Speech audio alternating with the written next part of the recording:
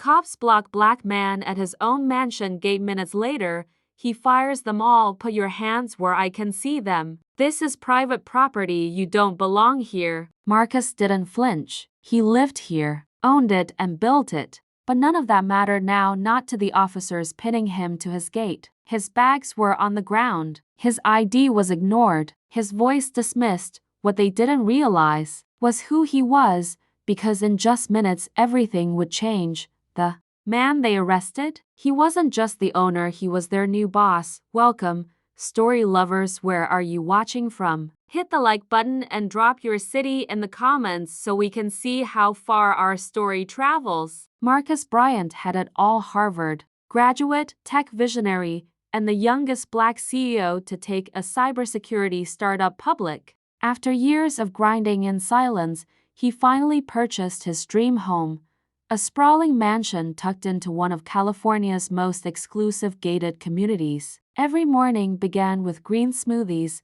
conference calls, and the sound of birds over marble patios. This trip, however, was different. He just returned from Tokyo, jet-lagged and eager to relax. His driver dropped him at the front gate, where he usually walked up the short driveway himself, luggage in hand. But this time, something felt off. Two police SUVs were idling just outside the estate. As Marcus stepped toward his front gate, badge-flashing officers stepped out, hands near their belts. A voice barked, "This is private property." Marcus blinked, confused. Yes, I know, but they didn't listen. And what happened next would shake the neighborhood and the nation. Marcus calmly explained who he was, even pulling out his ID. But the officers didn't even look at it. "You match the description of a burglary suspect," one said, already reaching for cuffs. Marcus froze. A suspect? In a $7,000 suit,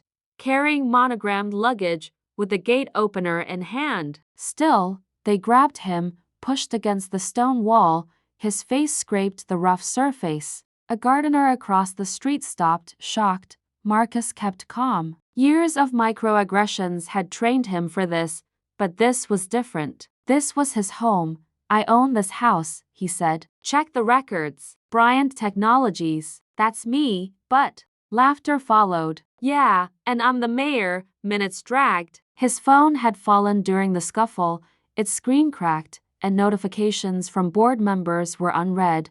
Then came the sound of a car approaching fast. A sleek black vehicle pulled in. Out stepped Ellen, his assistant. She shouted, "What the hell are you doing?" "That's Mr. Bryant." The officers turned, confused. One of them stepped away to radio in, "Are we sure?" One whispered. Ellen called the estate manager. And then, finally, confirmation crackled through the radio. Silence fell. They helped Marcus up. "We're sorry, sir." "Misunderstanding," one mumbled, but Marcus wasn't looking at them anymore. He was already dialing the city. These weren't just officers. They were part of a new private security police partnership, the same one he had just acquired partial control over through a merger, and they had no idea who they just tackled. Later that afternoon, inside a towering conference room downtown, the same two officers were called in, summoned by the department's new oversight board. They walked in laughing until they saw who sat at the head of the table. Marcus, calm, powerful, no rage, resolve. He tapped the nameplates before him. "Officer Jenkins, Officer Moore, effective immediately. Your services are terminated." Confusion turned to panic. "Wait, what is this?" "This," Marcus said, "is accountability." The room was silent except for the sound of paper sliding across polished wood documents confirming their dismissal.